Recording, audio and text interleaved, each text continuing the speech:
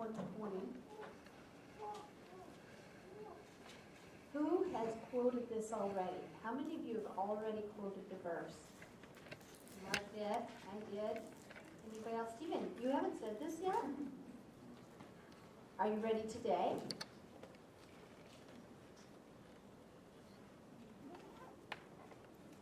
How about over here? Have you said this? Are you ready? Willie Mae? Have you said it? Shalisa? Have you said it? Every week, Jude 120, I've been telling you. Mark, have you said it? Are you ready? Helen, are you ready? Jeremy? Caitlin May. Next week, I'll do it. Okay, next week, I want to encourage you to memorize this verse, Jude 120.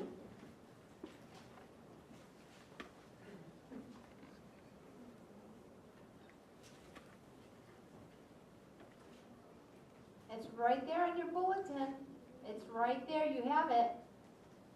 Go home, study it out of your bulletin.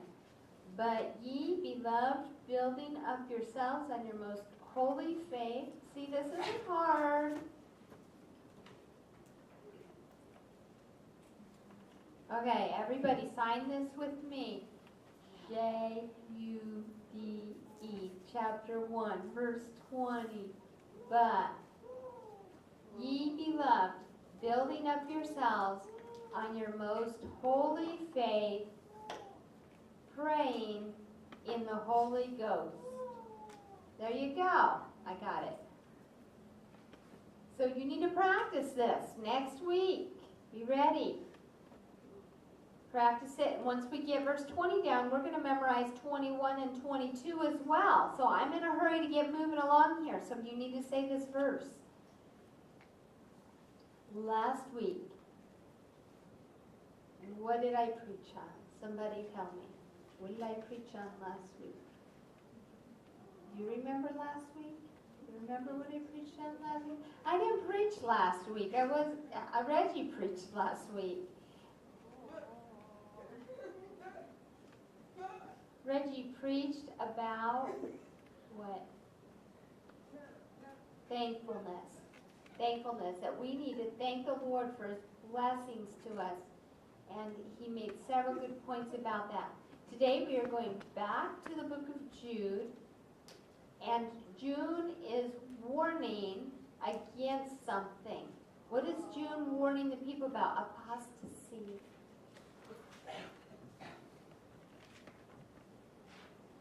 Apostasy.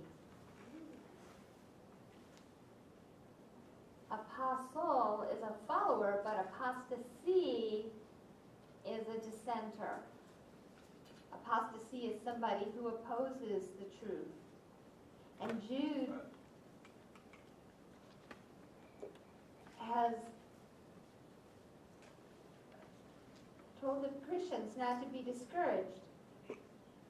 They still have their salvation, to be cautious about the world coming in. 2 weeks ago, we talked about God destroying a country that had been in opposition to Israel. What country did God destroy? Remember, Israel needed to cross the Red Sea, and the army of the Egyptians was coming, and God destroyed them utterly. The Red Sea closed in over them. That happened over 4,500 years ago. But Egypt has never been a great nation since. Standing against the people of God was enough to cause God to remember it and to destroy them.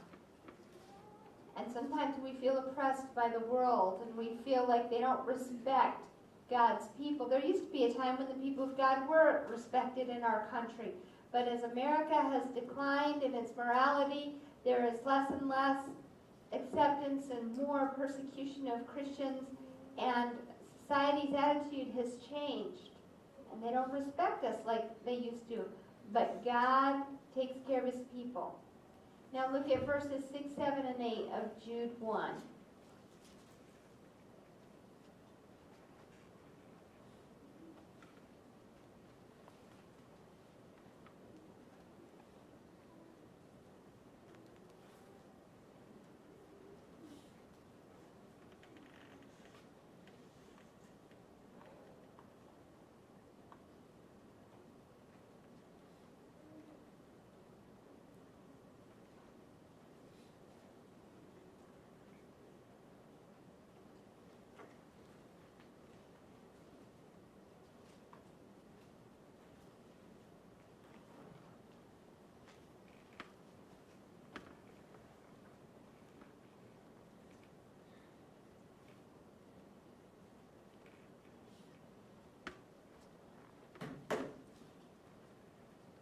Jude chapter 1, verse 6.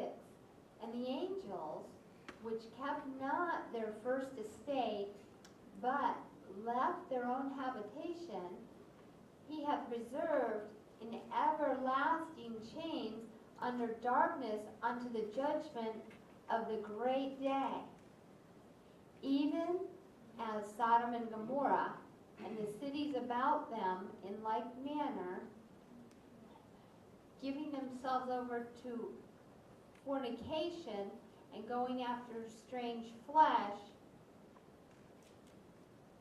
are set forth for an example, suffering the vengeance of eternal fire. Remember the fallen angels? Where did fallen angels come from? Where did they live? They lived in heaven, didn't they? God created the angels, and he made them to live in heaven. And then we find in Isaiah chapter 14 that Lucifer said, I will be like the Most High. And he set himself, and there's 5 I wills in that chapter. And so God cast him out of heaven, but he didn't go alone. With him, he took 1/3 of the angels. How do we know? The book of Revelation tells us that he drew 1/3 of the angels out of heaven, and they followed after him and are destroyed with him. In the book of Daniel, there were apparently over 100 million angels. We don't know an exact number, but if there's 100 million angels and some 30 million, you say, well, remember how people there were on the earth? There's 6 billion people here.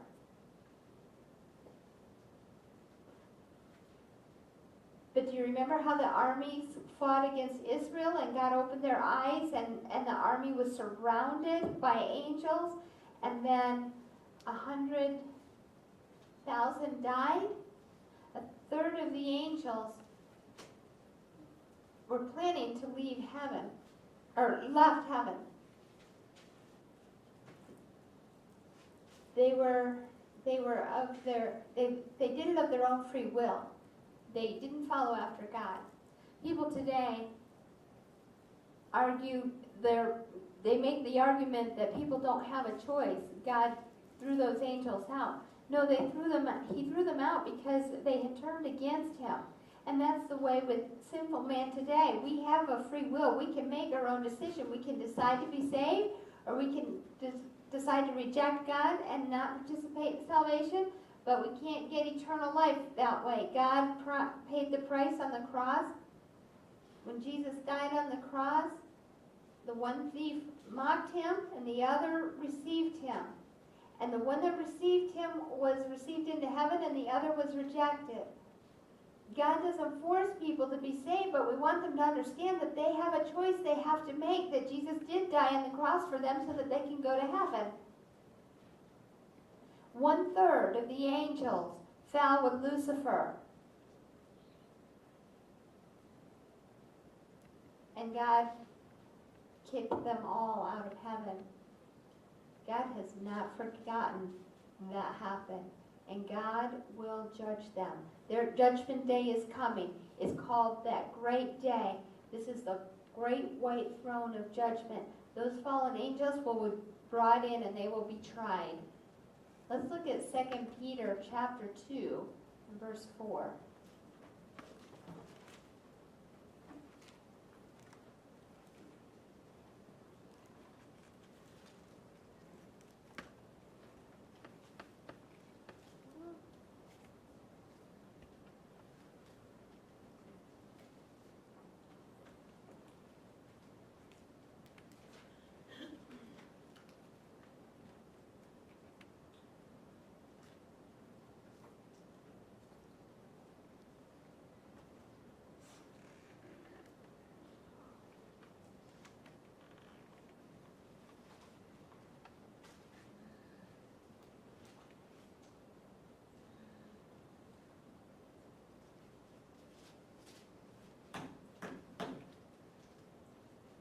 In 2 Peter chapter 2 and verse 4, is it up there? There's the reference. It says, "For if God spared not the angels that sinned, but cast them down to hell, and delivered them into chains of darkness to be reserved unto judgment. 1/3 of the angels of heaven followed after Lucifer. And when they were cast down, we call them fallen angels, we now call them demons. They came into the world to create destruction and darkness. But God has judgment day planned. Judgment is coming. Those angels will not escape punishment for what they have done. God will judge those fallen angels. 2/3 of the angels remained in heaven with God, but 1/3 turned against the God of heaven in rebellion and were cast out of heaven with Lucifer. But do not worry, God is still God, and He will judge those angels and punish them for what they've done. He says it's reserved. There's an appointment. Judgment Day is coming. It's called that great day, Judgment Day. Now, this is a very interesting thing. The world today, and especially America, is establishing or is having more and more TV programs that address the subject of the supernatural, of angels and demons. And now we're seeing programs about vampires like Twilight, and we are getting bombarded with this supernatural, occult type of things. And we used to have a couple of little things, but now it's everywhere. And the attitude of people is changing. Kids are coming into school and they're wearing things that they don't realize what they are. These are things that can actually have power. And America is fascinated with the supernatural today. And all the new programming is coming out with things addressing the supernatural. And Satan has deceived our people. He's deceived well. And we're taking these things into our lives and they influence us. God will judge them. God has a day of judgment reserved for them. They hate God. They hate you. They cause pain. They destroy families. They destroy churches. They destroy nations.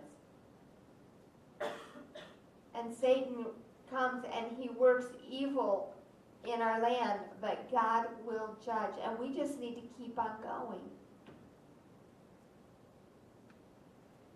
Jude chapter 1 and verse 7.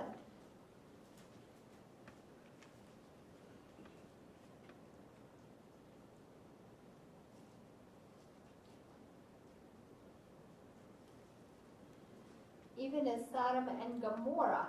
What is Sodom and Gomorrah?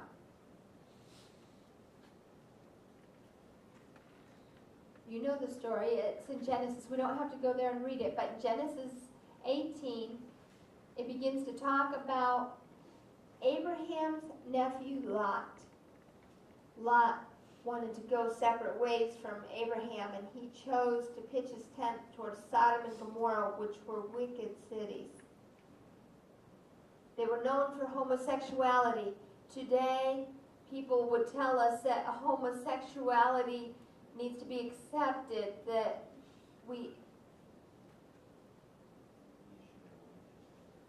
the issue issue wasn't, people are telling us that the issue wasn't just homosexuality, but homosexuality was important there.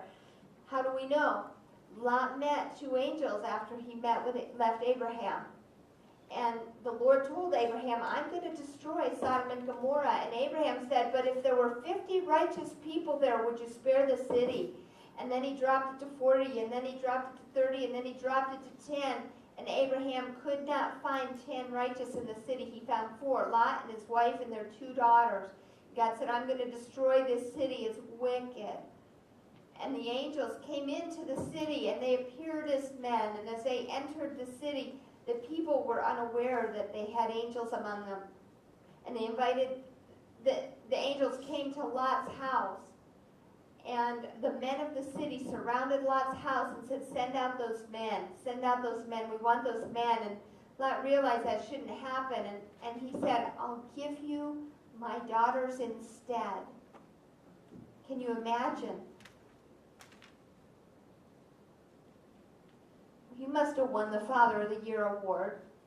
Dad of the Year. What an awful thing. He offered up his daughters to those men so that they could fornicate with them. But the people didn't want the daughters. They wanted the men. And the angels struck those men with blindness. They were sinful, wicked men. And Lot was right there in the midst of all of it. It was a wicked, terrible city, and they were involved in homosexuality and fornication and strange flesh, the Bible tells us. They sinned greatly against God. And God didn't say, that's okay, I understand. Judgment came. God had to destroy them. It was a disgrace. It was a shame. It was contradictory to the plan that God had created for man and woman. Homosexuality involves horrific sins. Today's society would tell us that Christians ought to understand, and if somebody's homosexual, we should respect all of that. But we shouldn't. What if I were to say to you, what if I were to go to Mark and Christie's house and visit them and say, I love children, I want to have sex with your children, I want to kill your children? How would they feel? Oh, sure, I want to respect who you are. You can come in. Would you say something like that about your child? You'd say, get out of here, right? Get out of here. That's dangerous. But that's just how I feel. I'm a Christian. That's how I feel. They would still throw me out. That would be anti-God. What's the difference? That's what homosexuality desires. They lust. They say it's love. That's how I feel. But what did God say about it? God didn't say that's all right. God, there's nowhere where God said that's okay, I'm going to accept it. He didn't. It's a sin against God. And today, it's popular. And everybody's saying, well, we just have to accept it. And if you might as well join in. No, you shouldn't. Does that mean we hate people? No, I hate people that are gay and homosexual, and I pray for their salvation, and I try to show them the love of Christ. And I know that the only thing that can make a difference and help them get out is the love of Christ. But I don't accept what they do. I have to tell them the truth. God will never accept that. God will never accept it. It's not something I decided. It's what God established in His Word. And when they ask me, I don't twist His Word. If somebody asks me, do you accept incest? No, it's wrong. It's awful. Well, what's the difference between homosexuality and incest? And they say, well, you misunderstood. No, God said it's a sin. Therefore, it is a sin. It's wrong. Now, homosexuality is rampant in society. I hate to see what's happening because of it. I remember when you used to hear about somebody gay and it was strange, it was a bizarre thing, but now it's everywhere. God judged Sodom and Gomorrah, and He destroyed them, and everybody in the city died and was burned, except for Lot and his wife and 2 daughters. But then his wife turned back and turned to a pillar of salt, and 3 escaped the city. Look at 2 Peter chapter 2, verse 6.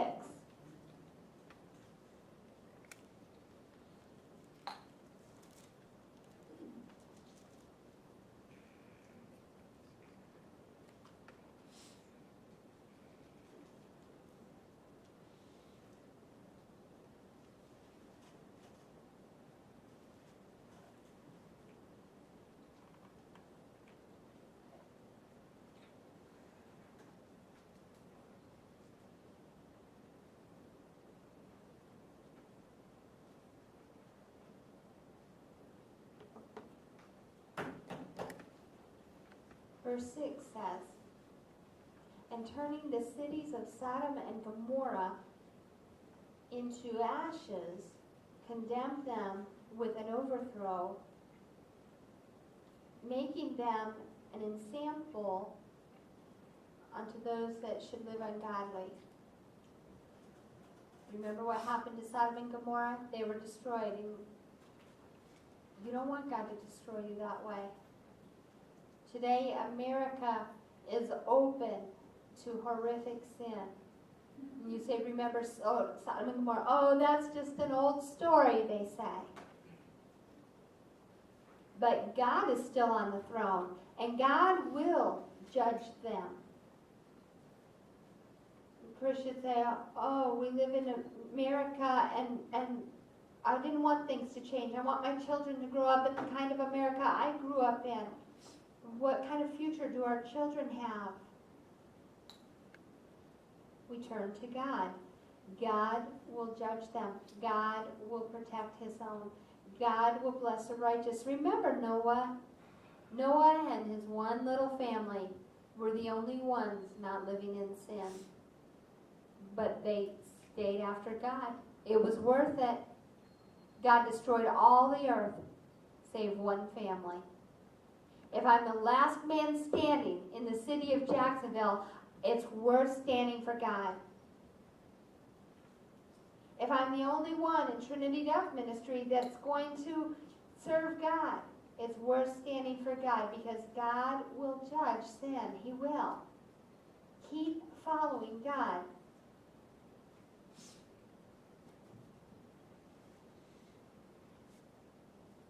God's going to judge.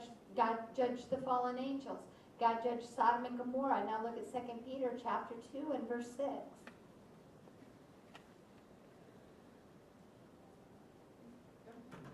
I'm sorry, verse 9.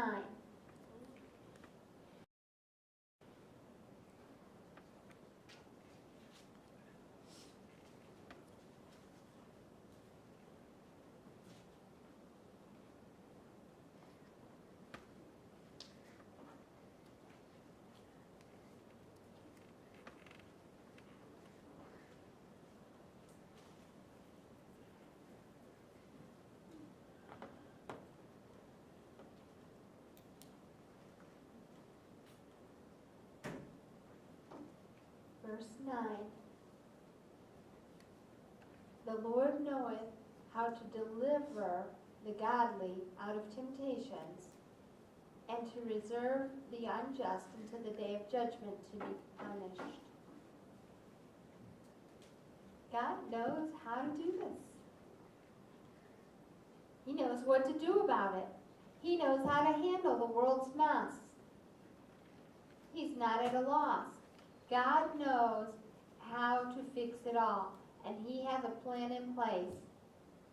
And those angels that rebelled against God will be judged, just like Sodom and Gomorrah was judged. And God will destroy them in judgment. We're not in any different situation today. Sometimes I just want to say, God, wouldn't you just go and destroy the people that are sinning against you? Couldn't you just go do it now? Couldn't you take care of it now? I get tired of seeing people thumb their nose at God and how the media portrays sin and how the righteous are persecuted. I get tired of seeing it. But God works on his own time scale. And I don't know how to fix the mess of this world, but God knows what we need. He knows every person that has stood in opposition to him. He knows everybody that's following after false religions. God knows. God knows who is living in open rebellion against him. You know, people want to say that God is nice. If there's something happens to some wicked person, everybody jumps in to support him. Something happens to a Christian family, and they get made fun of for standing with God. And society supports what's wicked, and they abhor what's right, and they oppress the righteous. But remember that God is still in control. God knows how to take care of his people. God knows how to protect them, and he will destroy those that work against him. God is in full control. God knows what he's doing. And maybe you're trying to serve the Lord and you're discouraged because people are turned against you. And sometimes it can get overwhelming. Just remember, God judged the angels. God judged Sodom and Gomorrah. And God will judge the wicked today. He will. But we should not be there. Oh, kill them. Go get them. Go judge them. That should not be our attitude. We should grieve for those that are blind and lost in their sins. Abraham said, Lord, don't destroy Sodom and Gomorrah. Maybe there's 50 righteous people there. Would you save it for the 50? He didn't have a party to watch judgment come. He grieved over those that sinned against God. Noah did not rejoice over those that would be destroyed in the flood. I'm sure it broke his heart. He preached and they wouldn't listen. And then one day God shut the door and they all died in the flood. And we should not rejoice over the judgment of the wicked. They are blind in their sins. But there are some that turn their back on God. And they do it willfully. Remember that you as a Christian, God protects you. God takes care of you and your family.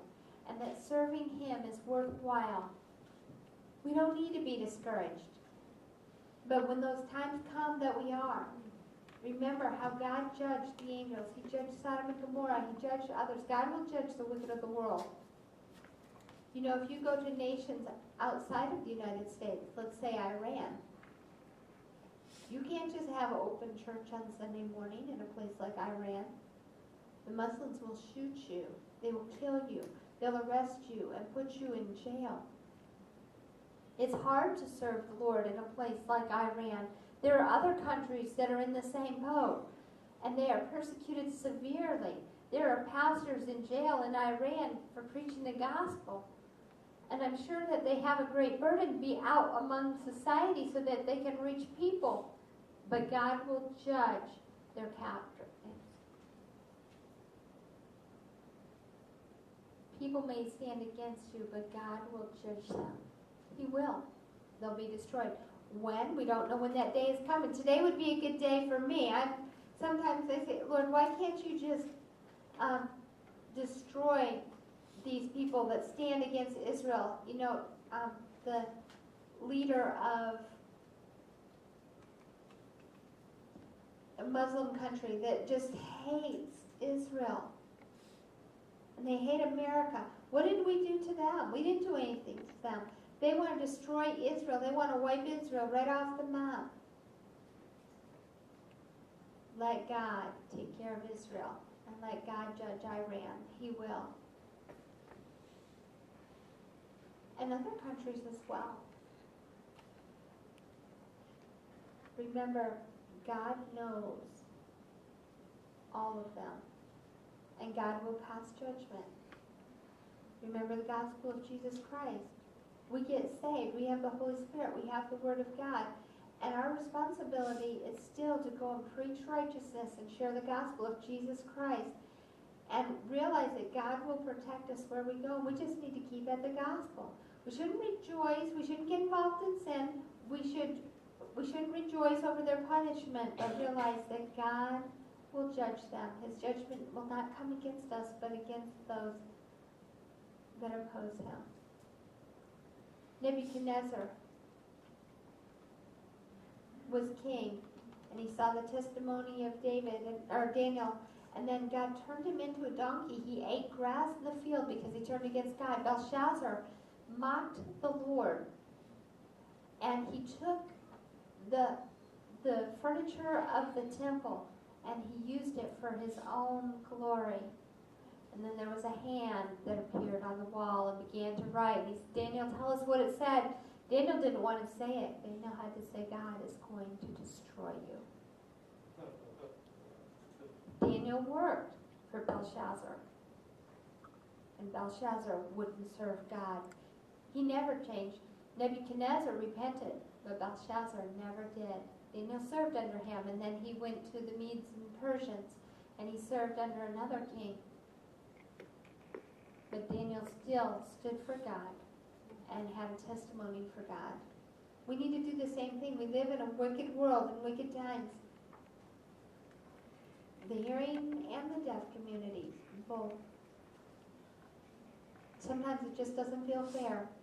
It feels like I'm doing my best to live righteous for God, and the world seems to be having victory, and I seem to be discouraged.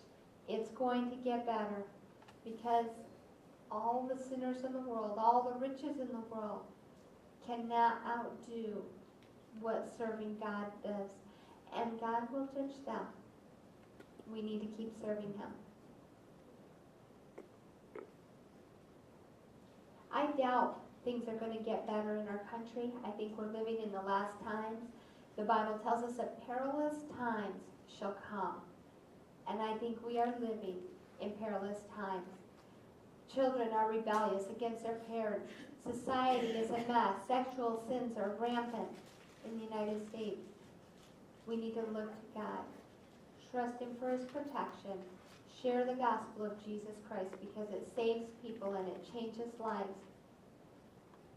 We need to have the gospel of Christ be at the heart of our lives and serve God. The Bible tells us, greater is He that is in me than he, Satan, who is in the world. Satan and all his minions cannot overcome me.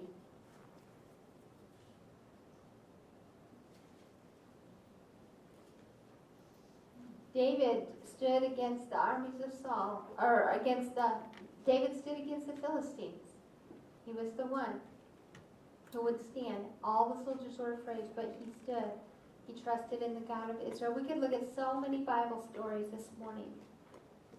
Genesis chapter 19, the God who destroyed Sodom and Gomorrah is the same God that sits on the throne of heaven today. Society wants us to tell us that homosexuality is a right. Oh, no, it isn't, because God does not accept it. Showing the love of Christ to homosexual people is right. That's important. We need to draw them out of that homosexual lifestyle and help them to serve God and do what's right. Remember the fallen angels. Remember Sodom and Gomorrah and how God judged. And that should give you boldness as you go forward to do the work of the Lord until He takes us home, or until we